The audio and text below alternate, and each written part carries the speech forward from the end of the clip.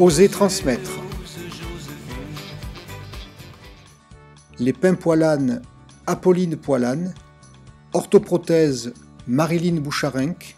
Dior, Delphine Arnaud. Domaine d'Orion, Isabelle Cordoba. Huilerie Émile Noël, Annick Garnier. Comment les femmes se retrouvent-elles à la tête de leur entreprise? 63% en création, 5% en montant dans la hiérarchie, 17% en reprise et 15% par transmission familiale. Dans les années 2010, mes enfants qui avaient une autre activité, j'avais songé à vendre la propriété parce que je me disais maintenant il faut qu'il y ait quelqu'un qui s'en occupe. Et voilà. Et puis Isabelle est arrivée et elle a dit mais moi ça m'intéresse, je vais m'en occuper. Alors j'étais un peu inquiet quand même parce qu'elle s'était jamais occupée de viticulture auparavant. Et puis ben, voilà, les choses sont parties comme ça. Et puis maintenant je pense qu'elle se débrouille pas si mal que ça et même très bien. Voilà. Et donc c'est maintenant la 3e génération qui est sur cette propriété. 34% des TPE-PME sont transmises dans la famille ou au personnel. 7% seulement des transmissions d'entreprise sont faites en faveur des femmes. Cette transmission se fait souvent en second choix. Donc voilà, mais ma génération, 3e génération commence depuis effectivement 2011 on va dire.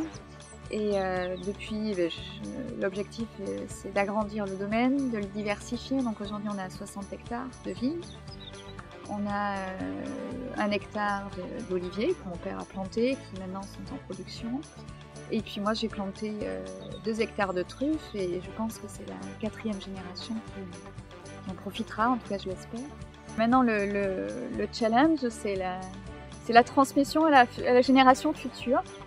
Donc le domaine s'est féminisé, on n'en a pas parlé. Et la génération future, il n'y a que des filles. Donc cette génération sera forcément féminine. Et mon objectif à moi, c'est de leur transmettre. En plus des objectifs économiques, les femmes accordent une grande importance aux objectifs personnels et sociaux. Elles encouragent la participation, le partage du pouvoir et de l'information. Christina Constantinidis. Donc après avoir fait quelques années, en l'occurrence 4 années en tant que salariée, j'ai repris l'entreprise, la SARL familiale, et je me suis trouvée confrontée au premier problème de management au féminin, puisqu'il y a beaucoup d'hommes dans notre profession, que les salariés n'étaient que des hommes en l'occurrence, et plus âgés que moi. Donc il a fallu m'imposer, m'affirmer, et ce qui a été au tout début un petit peu compliqué.